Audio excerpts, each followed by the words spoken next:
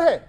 आप जितनी नफरत देश के प्रधानमंत्री से दिखाएंगे, ये देश की जनता उतना ही देश के प्रधानमंत्री को मजबूत करने का काम करेगी। आप जितनी नफरत दिखाएंगे, ये देश की जनता मोदी को उतना ही आगे पहुंचाने का काम करेगी। आपने तो जितने मन आया, देखिए एक बात तो सच है, नरेंद्र मोदी किसी नेता का बच्चा नहीं था। नरेंद्र मोदी एक गरीब का बच्चा था जो वहां से यहां तक पहुंचा है, इसमें कोई दो राय नहीं है। Narendra Modi came from a humble background और उसमें कोई दो राय नहीं है। एक सेकंड मलूक नगर, बिल्कुल खड़गे जी भी है, खड़गे जी भी हम्बल बैकग्राउंड से आए हैं। लेकिन देखिए एक बड़ा पॉइंट है, आपकी परिवार पर, आपकी पार्टी में एक वंशावली चलती है।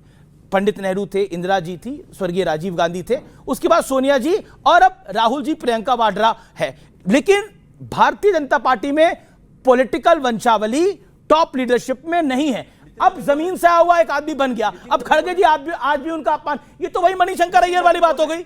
नितिन नवीन कौन है? बीजेपी के अध्यक्ष हैं नए। उनके पिताजी क्या थे? अरे बीजेपी के अध्यक्ष थे? उनके पिताजी क्या थे? नहीं, बीजेपी के अध्यक्ष थे क्या नितिन नवीन के पिताजी? कौन थे? बीच में बोला नहीं मैं। कौन थे? बीजेपी के अध्यक्ष थे क्या उनके पिताजी? कौन थे? फिर कौन थे? मैं बताओ देता हूं। उनके पिताजी विधायक थे। कमाल है, ये वंशावली है। 40 लोग ऐसे हैं, 40 लोग जो है नितिन नवीन के पिताजी के डेथ के बाद नितिन नवीन को टिकट मिला, वो एमएलए थे, बीजेपी के नेता थे। 40 लोग ऐसे हैं जो बीजेपी के नेता थे।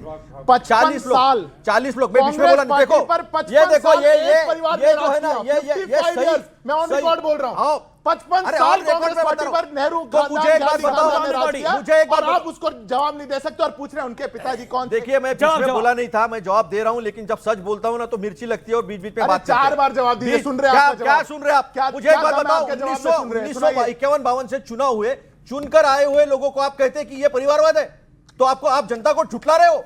जिन्होंने हमको 2/3 से ज्यादा मेजोरिटी दी है उनको झुठला रहे हो। और ये लोग हमें बताएंगे हमने तो बलिदान दिए हैं, जमा करके लाया राजीव गांधी को। नहीं, एक सेकंड यहां पर रुकिए। बलिदान क्या नेहरू गांधी परिवार ने दिया? क्या सुभाष बाबू ने बलिदान नहीं दिया? क्या भगत सिंह के परिवार ने बलिदान नहीं दिया? इस बात का जवाब दीजिए। क्या सरदार वल्लभ भाई पटेल नहीं थे देश के डिप्टी प्राइम मिनिस्टर? आज वल्लभ भाई पटेल के परिवार का व्यक्ति कहां है? किसी को पता है सरदार वल्लभ भाई पटेल के परिवार का व्यक्ति कहां है आज? मणिबेन पटेल कहां बनी? जवाब दीजिए। अब मैं पूछता हूं सवाल, सुभाष बाबू का परिवार कहां है आज? क्या एक ही परिवार ने इस देश के लिए सब कुछ करा? आओ ना, यही से जवाब दो। क्या एक ही परिवार ने सब कुछ करा? क्या एक ही परिवार के लिए सब कुछ था? परिवारवाद की बेला चली, इस देश की आम जनता ने उस बेला को रिजेक्ट किया साल 2014 में। बीजेपी वाले को बोलने दो ना। बीजेपी को नहीं है, सत्य 2014 में परिवारवाद की बेला को रिजेक्ट किया गया। आप जवाब क्यों नहीं ले रहे? इंदिरा जी के पहले मणिबेन को टिकट दिया, मणिबेन हारने के बाद मणिबेन को राज्यसभा में लाया, डायमा भाई को भी, उनके बच्चे को जो है उनको भी राज्यसभा में लाया, उनको भी लोकसभा में लाया। सुनो एक बात, और ये लोग भगत सिंह का नाम लेते हैं। भगत सिंह को 1931 में फांसी थी, तब आरएसएस 1925 में आया था, लेकिन आरएसएस ने एक चिट्ठी भी नहीं लिखी कि भगत सिंह को। देखो बीच में नहीं बोलना। देश की एक पार्टी पर राज करती है, वो ठीक है कि गलत है? मैं केवल इतना पूछ रहा हूं। देखो आपका हक नहीं बनता क्या? 2047 में भाजपा का अध्यक्ष कौन होगा कोई नहीं कह सकता। कांग्रेस का अध्यक्ष मैं बता देता हूं, या तो हाईकमांड होगा या इनका अध्यक्ष होगा, पर होगा नेहरू गांधी खानदान से। यह सच्चाई है इनकी।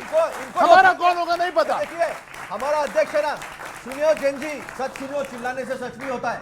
देखिए मैं अपमान की बात कर रहा हूं। कोई कह रहा है मोदी चाय बेचता है, उसका प्रूफ लेके आए। आप यहाँ पे पॉपा करे जा रहे हैं तब से।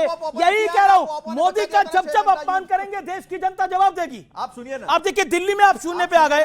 आप यूपी के अंदर 40 साल से सत्ता में नहीं है, बिहार में 35 साल से सत्ता में नहीं है, महाराष्ट्र में आपका क्या हश्र हुआ बताने की आवश्यकता नहीं है। दिल्ली में 3 बार से 0 आ रहा है, बंगाल में पिछली बार भी 0 आया। देखिए 26 में बंगाल में चुनाव है, 27 में सबसे बड़ा चुनाव उत्तर प्रदेश का है। बड़ी बात यह है उत्तर प्रदेश के अंदर, क्योंकि कांग्रेस का भी बिहार में बहुत बुरा हाल हुआ है और हमने देखा महाराष्ट्र के निकाय चुनावों में भी कांग्रेस का क्या हश्र हुआ है, ये किसी से ढका छुपा हुआ नहीं है। लेकिन फिर भी मेरा पॉइंट यह है, क्या ओवैसी की पार्टी के लिए जो आपके मेंबर ऑफ पार्लियामेंट ने बयान दिया है, उसकी हमारे रास्ते सब दरवाजे सबके लिए खुले हैं, वो वाकई खुले हैं या खुले दिखाकर बंद करने का प्लान है? सबके लिए नहीं खुले हैं। जो मुद्दों पे हमारा समर्थन करेगा, जो हमारी विचारधारा से इनके लिए डायरेक्ट पूछा मैंने। नहीं मैं बता वही जवाब दे रहा हूँ। समाजवादी पार्टी पंथ निरपेक्षता, समाजवाद में विश्वास करती है, लोकतंत्र में विश्वास करती है। अगर इन मुद्दों पे वो सहमत हैं तो कोई हमारे शत्रु थोड़ी हैं, हम बात करेंगे। और अगर वो सांप्रदायिक नीतियों पर चलेंगे तो फिर हमारे कोई समझौता नहीं होगा। हम जी। किसी भी सांप्रदायिक पार्टी से कोई समझौता नहीं करेंगे। देखिए, आप ये बात तो आप मानेंगे कि आप सांप्रदायिक हैं, आप मुसलमान पार्टी हैं, तो ये तो मानना पड़ेगा। अब आप बताइए, पूरे मुंब्रा को हरे में रंग रहे थे, 15 मिनट के लिए पुलिस हटा लीजिए। अब आपको अगर देश की सेकुलर पार्टियां यानी कांग्रेस सपा लेना भी चाहे तो लेंगी कैसे? जवाबदेही बड़ी बन जाएगी ना इन लोगों की, फंस जाएंगे ये। लेकिन आपने अपने एक तारीफ है आपकी, आपने अपनी हैसियत बता दी है सबको। देखिए, पहली बात तो ये कि राजकुमार भाटी जी ने जो शब्द कहे उनका मैं स्वागत करता हूँ। ठीक है, टॉप लीडरशिप वो डिसाइड करती है कैसे अलायंस होना है, किन विषयों पर होना है, किस पर मतभेद है और क्या चीज़ें, वो तो एक अलग बात है, वहाँ की पार्टी लीडरशिप और लोकल लीडरशिप भी देखेंगी उसको। लेकिन सवाल ये है कि आप सांप्रदायिक होने का हम पे इल्ज़ाम लगाते हैं। भाई, हमारी पार्टी से तो दलित भी काउंसलर्स हैं और हिंदू भी काउंसलर्स हैं, महिलाएं भी हैं, पुरुष भी हैं, सब हैं। लेकिन आज जब हम लीडरशिप की बात करते हैं, हम कहते हैं मुझे मेरा हक दो, मेरे लड़के लीडर्स बनेंगे, हमारी हिजाब वाली बेटियां पीएम बनेगी, वो लीडर बनेगी, तो कांग्रेस के प्रवक्ता कहते हैं अरे आपको तो नागपुर से पैसा आता है। ये मुसलमानों को बपौती समझते हैं। अरे हम लीडर बनेंगे, आपके नेता ने बोला, आप क्यों अब हम लीडर दरी- बनेंगे? हम दरी नहीं बिछाएंगे। जितेंद्र अहवाल लीडर नहीं बनेगा, शहर शेख लीडर बनेगी। Okay, okay. आप बनेगी हिजाब वाली बेटी लीडर। आपको हो 2029 में क्या आप कहते हो ऑपोजिशन को हिजाब वाली पीएम को बनाना चाहिए? क्यों नहीं बन सकती? क्या हमारी क्या ये लाइन होगी क्या 29 संविधान में हमारा नहीं लिखा है?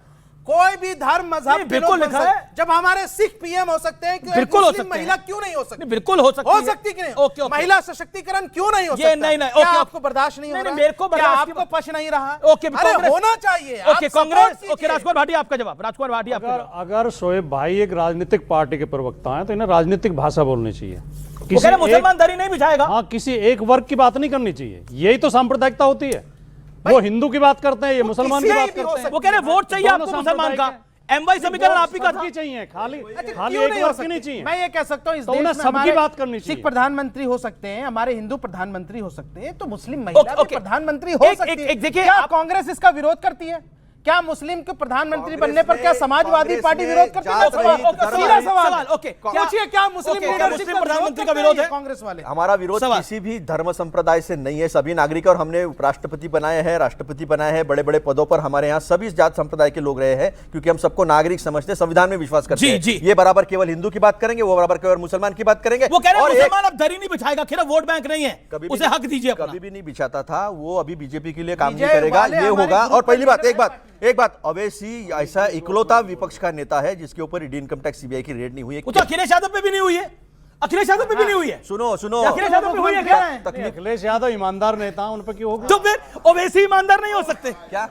ओवैसी ईमानदार नहीं हो असदुद्दीन सकते। ओवैसी देखो, साहब ना कभी आप मंत्री रहे, देखो, अगर ऐसी बात ना है, किसी नहीं विभाग नहीं, को उन्होंने जैन जी संभाला। सुनिए ना शोएब भाई, अगर इन्होंने कहा कि भ्रष्टाचारी लोगों पे ईडी इनकम टैक्स, आप कह रहे हो ओवैसी डर गए? सुनो ना, अब कह रहे हो ओवैसी डर गए? सुनो ना मेरी बात, जवाब हाँ, तो लो मैं पूरा। तो सुन दे रहा हूं। तो फिर जिन लोगों के ऊपर ईडी इनकम टैक्स सीबीआई के आपने रेड्स किए, जिनके ऊपर आपने आरोप लगाए, उनको पार्टी में लेकर बड़े बड़े पद क्यों दिए? मेरे ओवैसी- महाराष्ट्र में तो सबसे ज्यादा दिए। ओवैसी ईडी से डर क्या गए बात भाई? कर रहे हैं आप? भ्रष्टाचार की बात ओवैसी- करते हैं ये बड़ा भाई। तो साथ में है तो डरने की बात क्या है? राहुल गांधी जब असल बीजेपी में हम जो है- भाई भाई अच्छा, है, बोले, बोले, तो बोले। डरना राहुल क्या है? गांधी जी को शेरवानी से वो डर गए हैं, हैदराबादी बिरयानी देखो, से डर फिर- गए हैं। फिर जात संप्रदाय ठीक है पे, ना? फिर धर्म पे ये आएंगे, ये फिर ये मुसलमान असल में की बात डरपोक करेंगे, है। पूरे देश के लोग ये जनता की डरपोक बात नहीं असल में करेंगे। ये कौन है, डरपोक है? ये मोदी जी को हरा नहीं पाते, ये बीजेपी को काउंटर नहीं कर पाते, 240 पे लाने ये वाले हम ही हैं। आरएसएस को यहाँ से काउंटर नहीं कर